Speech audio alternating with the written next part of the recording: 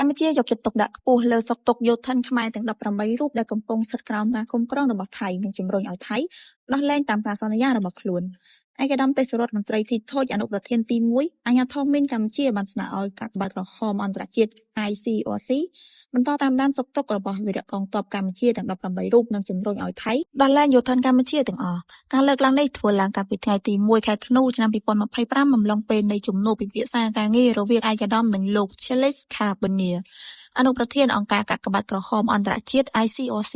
ខណៈឯកឧត្តមកំពុងចូលរួមកិច្ចប្រជុំលើកទី22នៃរដ្ឋភាគីអនុសញ្ញាអូតាវ៉ានៅទីក្រុងហ្សឺណែវប្រទេសស្វីស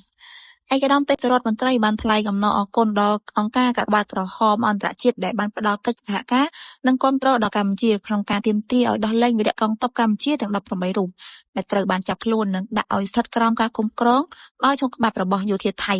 ឯកឧត្តមក៏បានស្នើដល់អង្គការកាកបាទក្រហមអន្តរជាតិបន្តតាមដានសុខទុក្ខរបស់វីរៈកងទ័ពកម្ពុជាទាំង18រូបនិងជំរុញឲ្យថៃដោះលែងយោធិនកម្ពុជាទាំងអស់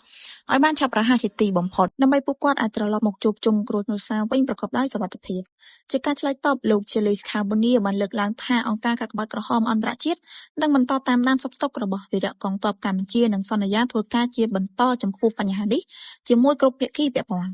សូមបញ្ជាក់នៅថ្ងៃទី2ខែធ្នូឆ្នាំ2025នេះជាថ្ងៃទី126ថ្ងៃហើយដែលវីរៈកងទ័ពកម្ពុជាទាំង18រូបត្រូវបានចាប់ខ្លួននិងដាក់ឲ្យស្ថិតក្រោមការคุ้មគ្រងរបស់យោធាថៃ